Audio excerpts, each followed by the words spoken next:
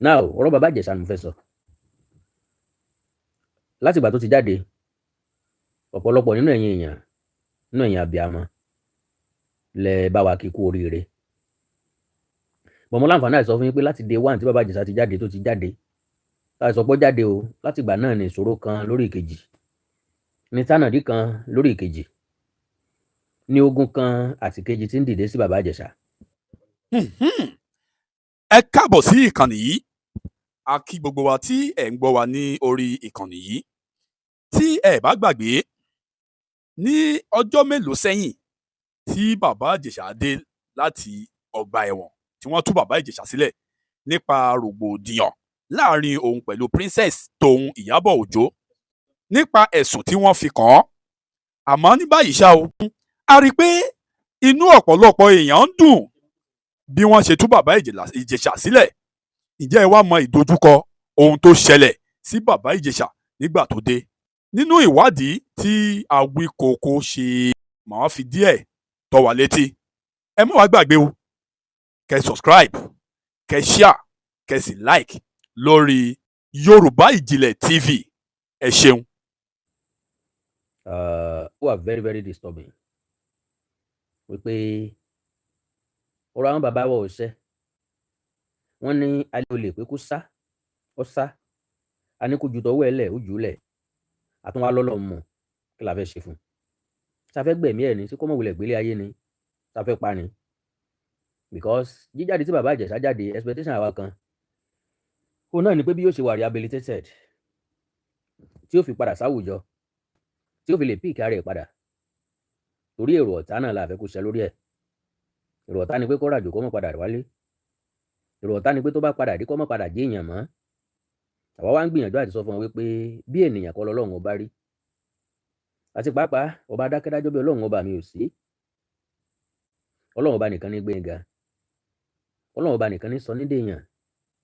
Àwọn ń bẹ ọlọ́run pé kó dìde sí bàbá Ìjẹ̀ṣà, kíràn lọ́wọ́ jáde lọ́tún lósì. Ọ̀pọ̀lọpọ̀ èèyàn ló ń dragi bàbá Ìjẹ̀ṣà látìgbà tó ti jáde. Ọ̀pọ̀lọpọ̀ èèyàn ló ń dragi Yomi Fábíyì látìgbà tí bàbá Ìjẹ̀ṣà ti jáde. Àwọn èèyàn bẹ́ fọ̀n lábàtà, wọ́n yọ̀ bẹ́. Wọn ò béèrè kí ni tó pa, tó mú mi kú ni. Àbẹ́nìkan ló dẹ́mi ẹ̀ légbodò síbẹ̀. So, n tó wá gbé mi wá lálẹ́ yìí, ó ní ọ̀rọ̀ tí lára àwọn ìjọba ìpínlẹ̀ Èkó sọ lórí ọ̀rọ̀ tí wọ́n ní Yomi Fábíyì sọ nípa bàbá Ìjẹ̀ṣà. Because látìgbà tí bàbá Ìjẹ̀ṣà ti jáde àti kí bàbá Ìjẹ̀ṣà tó jáde, èmi àtẹ̀yìn mọ̀ tá a bá fẹ́ parọ́ lókù pé kò sí nǹkan méjì tó yẹ ká pé Yomi Fábíyì ju akọni lọ, ju ọ̀rẹ́ tòótọ́ lọ, ju olùfẹ́ ọmọlàkejì. Ẹnikẹ́ni tó bá ti lè fẹ̀mí ẹ̀ dín nǹkan torí ọmọlàkejì, kò sí nǹkan méjì ká kiri wọn káyìn wọn ni. Bọ́pọ̀lọpọ̀ èèyàn bá mọ impact Yomi Fábíyì, èmi àkàndọ̀rà ogun kó máa sọ fún yín irú èèyàn tí máa nìyẹn jẹ́. Ó really amaze wa, ó surprise wa, ó dẹ̀ ṣe nǹkan tí ọ̀pọ̀ èèyàn sá sẹ́yìn láti ṣe fún bàbá Ìjẹ̀ṣà. Yomi Fábíyì was everywhere láti ìgbà tán ti arrest bàbá Ìjẹ̀ṣà títí di ìgbà tí bàbá Ìjẹ̀ṣà jáde títí dòní. Kó bàbá Ìjẹ̀ṣà lẹ̀ fúngbà kan, a jẹ́ pé lóòótọ́ ni pé kò ní burúburú kọ́mọ̀ kẹ́ni kankan mọ́ ni. Láti ìgbà tí bàbá Ìjẹ̀ṣà ti jáde lóríṣiríṣi àwọn èèyàn tí wá ń drag Yomi Fábíyì. Ṣé mọ̀ pé tí èèyàn bá béèrè lọ́wọ́ èèyàn tí èèyàn bá dáhùn, oríṣiríṣi ọ̀nà làwọn èèyàn máa ń gbà interpret ọ̀rọ̀. Ìdí ni pé òye tó yé wa nílé ayé kò tó nǹkan kan, kò dé bára wọn mu. Òye tó yé àwọn èèyàn kan ó yàtọ̀ sí èyí tó yé àwọn èèyàn kan. Bóyè nǹkan kan bá yé àwọn èèyàn kan, wọ́n á interpret ẹ̀ gbọ̀nà bòmíì. Wọ́n ní Yomi Fábíyì sọ wípé ilé ẹjọ́ Kòtẹ́milọ́rùn ti clear bàbá Ìjẹ̀ṣà pé kì í sọ̀daràn. Ìjọba ìpínlẹ̀ Èkó náà lásọ̀gbọ́ jáde. Wọ́n á ní kò rí bẹ́ẹ̀ o, pé ọ̀rọ̀ tí Yomi Fábíyì sọ wà misleading.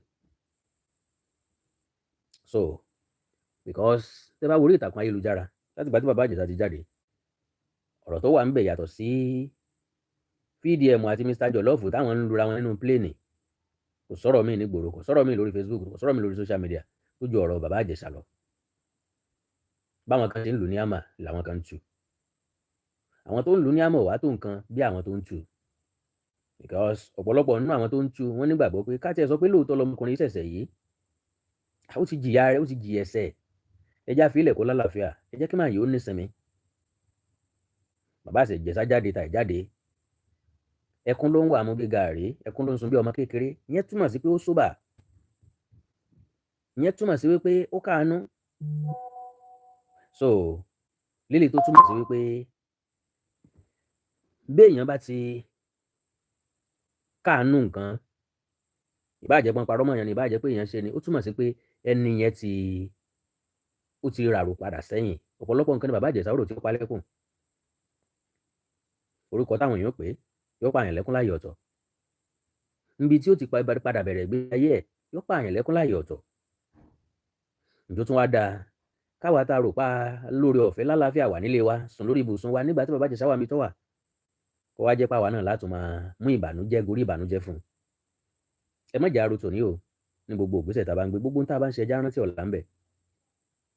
Ẹ má lè pàkúrọ̀ lójúkun kó rántí ọmọ ẹ o. Ìwọ ti rí ilé ayé gbé lóòótọ́, báwo làwọn ọmọ rẹ? Wọ́n gbàgbé ní tẹ́dà bá ṣe o, á gbà o lẹ́kùnrẹ́rẹ́ o, bá a bá gbà ọmọ ẹni ó gbà o. Ẹ sì já sí dáadáa nítorí ọ̀la. Oríṣiríṣi orúkọ náà ti pe Yomi Fábíyì, oríṣiríṣi orúkọ náà ti pe Bàbá Ìjẹ̀ṣà. Ẹ jẹ́ á máa take nǹkan easy, ẹ jẹ́ á gbà wípé adìẹ Ọlọ́run ni gbogbo wa, ìgbàkígbà ló lè mú apá o. Àwọn kan wò mí lónìí, wọn ò ní jí sáyé, kọ́lọ́run ń jẹ́ gbogbo jí sáyé lọ́la. But àwọn kan ń sẹ̀mí lónìí, wọn ò ní jí sáyé lọ́la. Kò sọ́gbọ́n tá a fẹ́ dá sí. Kò sí bó ti wù ká fẹ́ràn wọn tó. Èmi àti ẹ náà ò ní jí lọ́jọ́ kan. Kò sí bó ti wù kí wàá wọ́ dáa tó. Ntọ́ sátẹ̀ ni. Gbogbo àtàrí tí ń wọ̀run mọ̀nà lónìí ní ọ̀wọ́lẹ̀ sùn. Gbogbo ilé ta ti kí wọn pé wọ ọmọ láàkí wọn kú délé ń bẹ̀. Ẹ já mọ́ rántí Ọlọ́run ọba dẹ́dà ṣẹ̀dá nínú gbogbo nǹkan tẹ́dà bá ń ṣe ilé ayé. Má kó ìrọ̀ ọmọlàkejì ẹ dójú ikú. Má ṣe tánà di ọmọlàkejì ẹ débi tí ò ní rọ́nà àbáyọ. Ọ̀pọ̀lọpọ̀ ń sáré tọ̀tún tòsì pé ó yẹ kí wọ́n tún Bàbá Ìjẹ̀ṣà gbé for what? Kí ló le tó bẹ́ẹ̀? Kí ló le tó bẹ́ẹ̀ ń gba tẹ́lẹ̀ dẹ́jọ́ dá? Wáì tí ẹ ṣẹ̀ṣẹ̀ gbẹ́rọ̀ lọ ilé ẹjọ́. Now kí n má drag ọ̀rọ̀ yìí púpọ̀ jù, kí n má fagùn, kí n ṣe nǹkan tó gbé mi wá gangan. Now àwọn nǹkan kan wà níbi tí mo fẹ́ kà. Okay, Lagos State Attorney General gan ló sọ̀rọ̀. Now Lagos Attorney General debunks appeal court clearance. Appeal court clearance. Anybody má pè mí ẹjọ́ o. Claim on Baba Ìjẹ̀ṣà. Ẹ̀yin ìyá mi, ẹ̀yin bàbá mi, farabalẹ̀ bá mi gbọ́ o. The Lagos State Attorney General and Commissioner for Justice, Lawal Pedro, SAN, has debunked reports claiming that actor Olanrewaju James, known as Baba Ìjẹ̀ṣà, was freed after being cleared by the Court of Appeal. It described the circulating narrative as false, misleading, and irresponsible. Speaking to journalists in Lagos on Sunday, Pedro said his office was alarmed by a social media post authored by actor Yomi Fábíyì and later reproduced in an online publication, which alleged that the appellate court had exonerated Baba Ìjẹ̀ṣà of all charges, including sexual offenses involving a minor. He stressed that such statements were a complete distortion of the judicial record and capable of misleading the public. Pedro explained that the clarification became necessary following Fábíyì's claims that the Court of Appeal cleared the conflict of ever defiling a minor and that the entire case was a charade. The Attorney General said no such clearance occurred at any stage of the judicial process. He outlined the full litigation history, noting that the High Court of Lagos State on July 14, 2022, convicted Baba Ìjẹ̀ṣà for sexual assault and indecent treatment of a child over incident that occurred in 2021, sentencing him to 5 years and 3 years respectively to run concurrently. He said, and I quote, on June 28, 2024, the Court of Appeal, Lagos Division delivered judgment on his appeal, while the court set aside convictions relating to alleged offenses from 2013 to 2014. It upheld the conviction and sentence for the 2021 sexual assault charges. Pedro noted that Baba Ìjẹ̀ṣà pursued a further appeal to the Supreme Court, but the Apex Court struck out the appeal on May 29, 2025 on grounds of incompetence. A subsequent motion for leave to file a fresh appeal was dismissed on October 9, 2025, thereby leaving the Court of Appeal judgment fully intact. He emphasized that the convict released was strictly because he had completed his full term of imprisonment as affirmed by the Court of Appeal, not because he was discharged or acquitted. I quote, Mr. Olariwaju James was not cleared of the offenses of sexual assault and indecent treatment of a child, Pedro stated, warning that Fabiyi's assertions were wholly untrue and capable of alarming the public. He urged Lagos residents and the wider public to disregard the circulating claims and cautioned Fabiyi, including any platform amplifying the falsehood, to desist immediately. According to him, the Office of the Attorney General will not hesitate to initiate criminal proceedings for publication of false news with intent to cause fear or alarm, an offense under Section 39 of the Lagos Criminal Law should the misinformation persist. Now, gbogbo àwọn nǹkan eléyìí àwọn èèyàn misinterpret Yomi Fabiyi ni. Lélẹ̀ tó túmọ̀ sí pé àwọn ọ̀bàyéjẹ́ àwọn ọ̀tá lọ síwájú. Àwọn alénimọ́dẹ̀yìn tó jẹ́ pé tí dá wọn lẹ́kun yóò padà dá wọn lẹ́kun. Ọ̀pọ̀lọpọ̀ àwọn tí wọ́n ti jóná tí wọ́n wẹ́n tí wọ́n kò ná mọ́ tiẹ̀. Àwọn tí ò ní bí lọ tí wọ́n fẹ́ dí gàgá ojú ọ̀nà kẹ́nìkan kan mọ̀ kọjá. Àwọn tí ò lọ́jọ́ iwájú tó dáa. Tí ẹ̀tanú wá wà nínú wọn táwọn gan ò fẹ́ kan lọ wájú. Gbogbo ẹni tó wà nípò kan tí ìṣepò tó dáa tó wá jẹ́ pé ajègbodò ni wọ́n wẹ́ni kúnra. Yorùbá ní dàbí mo ṣe dà. Ọlọ́kùnrin tó lòun ó jomi tó ra bèrù sóró ejò ní jẹ́ bẹ́ẹ̀. Nígbà tára èèyàn ọ̀yá wọ́n lẹ́nu rẹ̀ ògbóúnjẹ wọ́n wá ń béèrè lọ́wọ́ rẹ̀ pé kí lọ́ọ́ jẹ báyìí ó lómi tó ro ejò ní oúnjẹ. Ó ń wẹ́ni tí yóò sọ di aláìsàn bíi ti ẹni tàbí ṣé kán máa dẹ̀gbẹ́jò káàkiri ni. Téjò bá já ẹlòmíì jẹ yóò jókòó pẹ̀lú ẹ̀. Dàbí mo ṣe dà baálẹ̀ arọ. Àwọn ọmọdé méjì wọ́n ń jà wọ́n wá kẹjọ lọ́dọ̀ baálẹ̀ ńgbọ́ jẹ́ párọ ni. Ó ní kílẹ̀ pé wọ́n ṣe wọ́n ní wọ́n ń jà ni. Ó ní ẹgbọ́ ọmọ odó wá ẹ fi fọ́ wọn lẹ́sẹ̀ méjèèjì. Nígbà tí bí wọ́n lẹ́sẹ̀ wọ́n ń jà ńgbà wọn ò bá lẹ́sẹ̀ tí wọ́n rí bíi tọ̀dọ̀ mi wọn ò ní jà mọ́. Lélẹ̀ tó túmọ̀ sí pé ọ̀pọ̀lọpọ̀ èèyàn lọ́pọ̀ lórí ìtàkùn ayélujára. Ní tí wọ́n ṣe ń bẹ̀ wọn ò mọ̀ o. Ní tí ṣẹlẹ̀ ń bẹ̀ wọn ò mọ̀ o. I support the motion ni wọ́n. Nǹkan bá ti rí náà ni wọ́n ń tẹ̀lé. Ó dá o kò dá o ọgbọ́n wọn gbé ọgbọ́n wọn ò gbé òye wọn gbé òye wọn ò gbé. So ńlá fi ń bẹ̀ wọ́n pé kí wọ́n jọ̀ọ́ torí Ọlọ́run kí wọ́n yọ̀ǹda máàlù yìí kí wọ́n jẹ́ kó sinmi. Lóòótọ́ èròǹgbà wọn ò ní pé kí wọ́n lé gbogbo èèyàn kúrò lára bàbá Ìjẹ̀ṣà bí ènìyàn dẹ̀kọ́ lọ́lọ́run rí.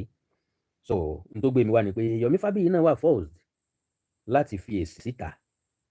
Ó ní for immediate release 17 November 2025 clarification on Baba Ijesa's release and my position. Yomi Fabiyi ló ń sọ̀rọ̀ yìí. I wish to address recent misunderstandings surrounding my statements on the release of Baba Ijesa from prison, following the press statement issued by the Lagos State Attorney General on 16th November 2025. Let it be clear, I did not claim that Baba Ijesa's release was the result of a Court of Appeal judgment.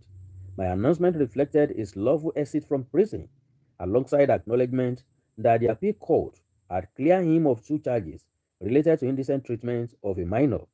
Any suggestion to the contrary is misinterpretation of my words. Break the silence foundation, and I do not and will never condone sexual abuse of children or minors. Our advocacy is grounded in justice, human rights, and the rule of law. That said, there remain critical and unresolved legal concerns. Now, ìbéèrè táwa náà ń gbìyànjú àti bẹ̀rẹ̀ lọ́wọ́ Attorney General ìpínlẹ̀ Èkó, Commissioner for Justice tàbí bẹ́ẹ̀ náà ni Commissioner for Justice náà ni òun ni wípé àwọn ìbéèrè kan fẹ́ ìdáhùn láti gbà tán ti arrest Baba Ìjẹ̀ṣà.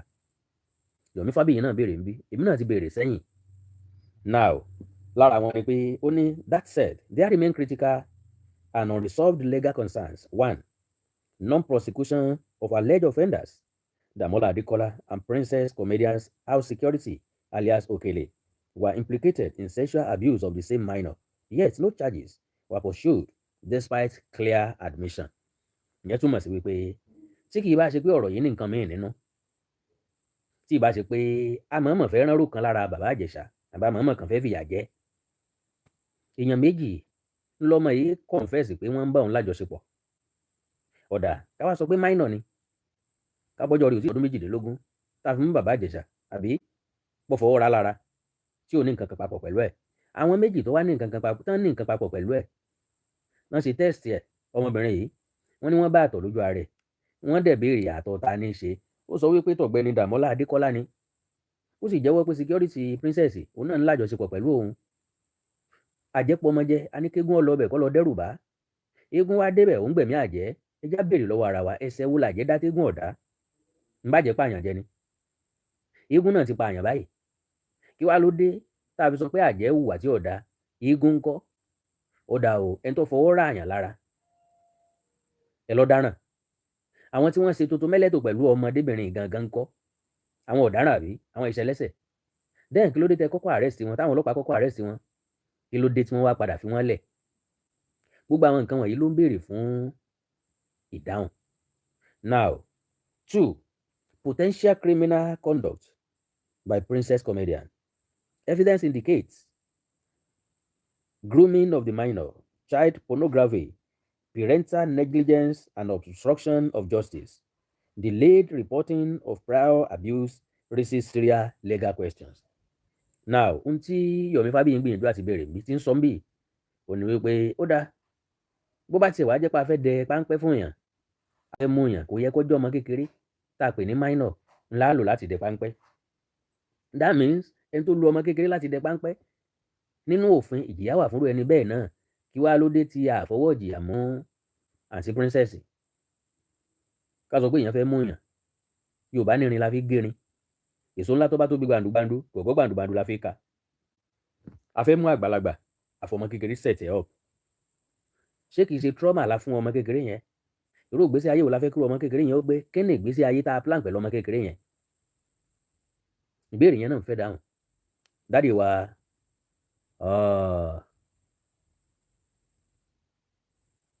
kí ló dé?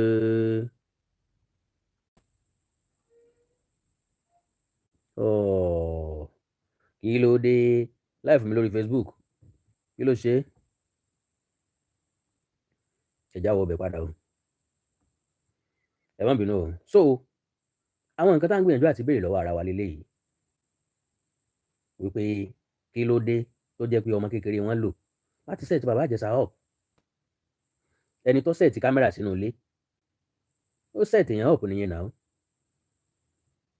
because kì í ṣe pé bàbá Ìjẹ̀ṣà invite ọmọ yìí lọlé kì í ṣe pé ó gbé lérò ní ó gbé lọlé ẹ invite bàbá Ìjẹ̀ṣà wá nulẹ̀ yín ni ẹ wá fóònù nìkan àtọmọbìnrin yìí lẹ̀ ẹ pè wá láti oko eré tó wà ẹlẹ́ni skit tẹ fẹ́ yà kó wá bá yín yà ó wá dé ẹ wá fún àtọmọbìnrin yìí lẹ̀ ẹ wá tilẹ̀kùn ẹ wá jáde ẹ wá set kámẹ́rà sínú ilé. So ìyẹn ti túmọ̀ sí wípé ó nídìí ó ní bá. Then number 3, concealment of evidence. Key evidence including the victim's birth certificate and DVR footage was withheld, obstructing proper investigation. Látijọ́ tán ti ní wọ́n arrest bàbá Ìjẹ̀ṣà. Àwọn èèyàn sọ wípé ọmọdébìnrin tẹ́ gbé kalẹ̀ yìí ó ju iye ọdún tẹ́ pé lọ ìsọmọ ọdún 14. Ìwádìí gan fi hàn pé ó ti lé lógún ọdún. Lílé tó túmọ̀ sí pé kì í ṣe minor ẹjẹ́ ayé tanra wa.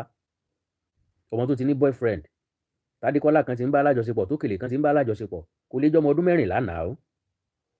Ẹjá béèrè lọ́wọ́ ara wa lóòótọ́ lọmọ máa ń wú láwọn àkókò kan bọ́ọ̀ lọmọ yẹn ṣe wá wú tó tá a fi pè lọmọ ọdún 14. Bó bá jẹ́ pé lóòótọ́ ni kí ló dé tá a mú birth certificate ẹ̀ jáde? Bó bá jẹ́ pé lóòótọ́ ni ẹ mú lọ court ẹ lọ swear affidavit bẹ́ẹ̀ bá ní birth certificate ẹ̀ lọ́wọ́. Ìyẹn túmọ̀ sí wípé hanky panky kan bẹ́ẹ̀ ń bẹ̀. Gbogbo ẹ̀ lọ́lọ́run rí gbogbo wa o. Now it is imperative that the Lagos State Ministry of Justice investigate these matters comprehensively, ensuring justice is applied consistently and the rights of all parties are protected. Ìdí ni pé ẹni tó fẹjọ́ èèyàn sùn àtẹ̀ntà fẹjọ́ ẹ̀sùn wọn méjèèjì ló nílò justice o. Ẹ má jẹ́ justice ó fi sápá kan o. Emotion ti borí justice already. Torí pé princess ní sympathy nígbà tọ́rọ̀ ìṣẹ̀lẹ̀ kò sẹ́ni tó tẹ́tí láti gbọ́ tọ̀dọ̀ bàbá Ìjẹ̀ṣà. Ọ̀dọ̀ princess nìkan everybody orúkọ sí. Tó bá jọmọ tiẹ̀ ni wọ́n ń béèrè lọ́wọ́ ẹ̀. ìwọ náà ò béèrè lọ́wọ́ wọn tí wọn náà pé bó ló ṣe rí, bó ní kíní ṣe rí bẹ́ẹ̀, bó ní tẹ pákéjì jọ yìí, bó lè ṣe fẹ́ sọ fún agbórí bẹ́ẹ̀, á béèrè lọ́wọ́ wọn. So I urge the public to consider the facts carefully and avoid narratives that twist statements for sensationalism. Our mission is clear: justice, fairness, and the protection of human dignity remain paramount. Yomi Fabiyi, convener, Break the Silence Foundation. So that's the ohun tí Yomi Fabiyi issue jáde nìyẹn.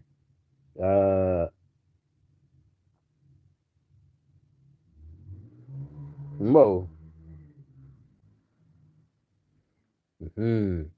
So now lẹ́tà gan tí Yomi Fabiyi kọ leléyìí. ń bọ̀ o. lẹ́tà gan tó kọ pẹ̀lú letter-headed paper leléyìí. Break the Silence Foundation, a human rights NGO. 10/21, 17 November 2025. Mr. Lawal Pedro San, Commissioner for Justice and Attorney General, Lagos State Ministry of Justice, Alausa, Lagos State. Dear AG, Babaijesa released from prison and my honest reaction not aimed to mislead. Sir, it is imperative to react to your press release of Sunday 16, stating that I said Babaijesa was freed as a result of Court of Appeal.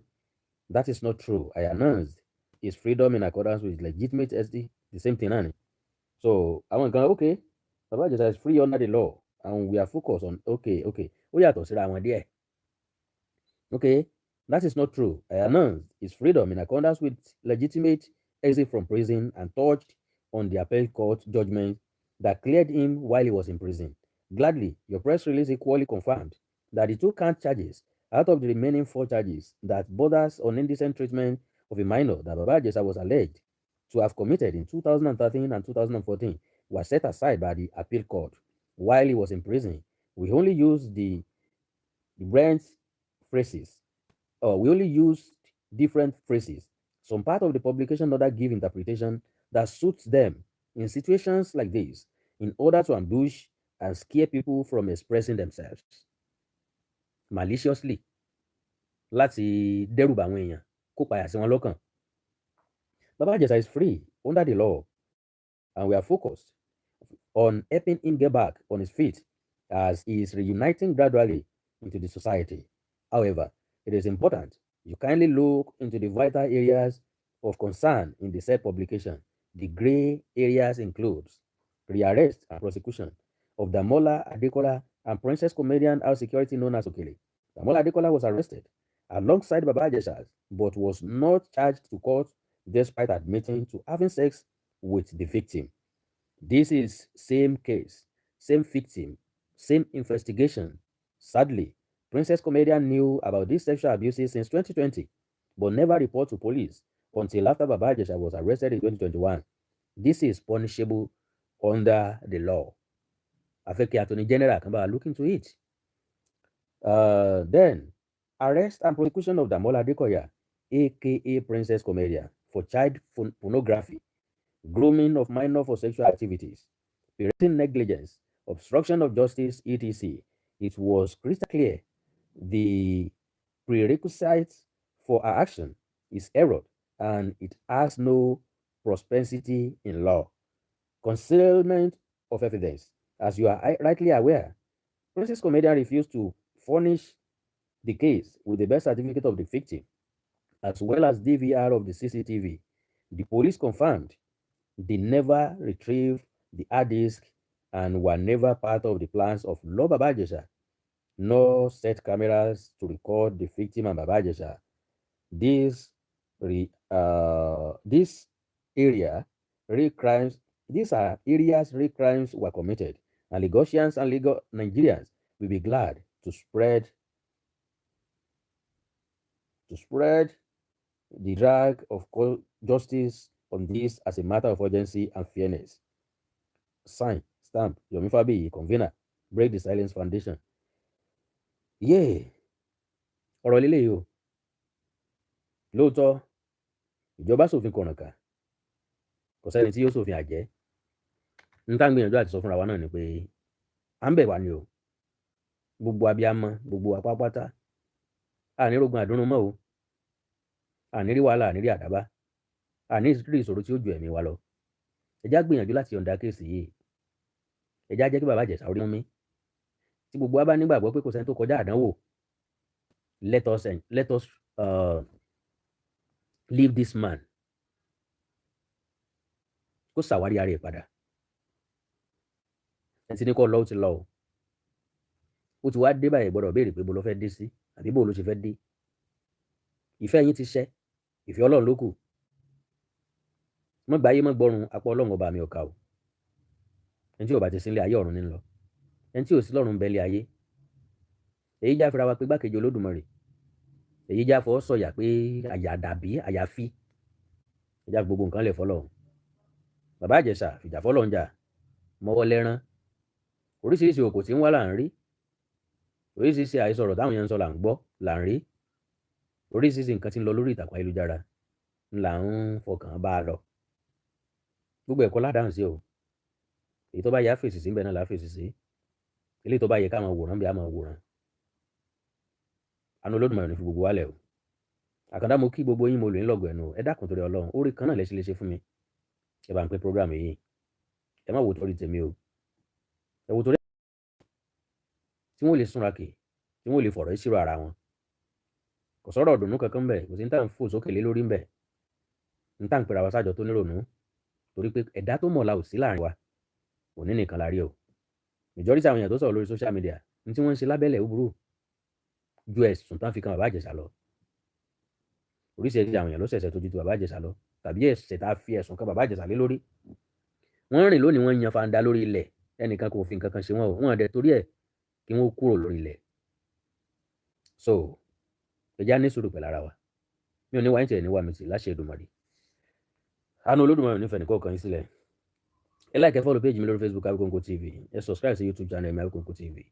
ẹnì kan pàtàkì tẹ́ fẹ́ bá mi sọ, ẹja sọ lórí WhatsApp +234 904 851 9362 +234 904 851 9362. èdè àti àṣà alẹ́ káàrọ̀ òjìrè ní wọmi o, orílẹ̀-èdè ilẹ̀ káàrọ̀ òjìrè ní dàrú, àti mí àti ànírógun àdúrún mọ́ o. àkúrọ́mọ́ ní tako ní àní bá wọn pàdé, ẹni tí ó sọ pé kú bí tá a fẹ́ gbà àní bá wọn pàdé, àwọn tí ó dúró ní dúró pé dandan bá àbá délé àwọn òní nísìnyí àní pàdé wọn lágbára Ọlọ́run. fún bàbá Ìjẹ̀ṣà, my dear brother, atẹ́gùn lásán leléyìí, ìjì ni ó fẹ́ wá ni yóò fẹ́ padà lọ, torí pé àwọn ẹ̀kọ́ lọ lọ́hùn. tátẹ́gùn bá ń fẹ́ ń gbà míì, yóò dàbí ẹni pé yóò gbélé, yóò bá dàbí ẹni pé yóò gbégi, a máa wojú ọ̀run, a máa wọlẹ̀, a máa wo bí tá a wà, a máa bẹ́ lọ́hùn pé kọ́lọ́hun máa jẹ́ kí ìjì kó gbé wa lọ, ìjà yóò ní gbé wa lọ. bàbá Ìjẹ̀ṣà, welcome back once again. rírò ń tènìyàn ṣíṣe ń tọ́lọ́hun.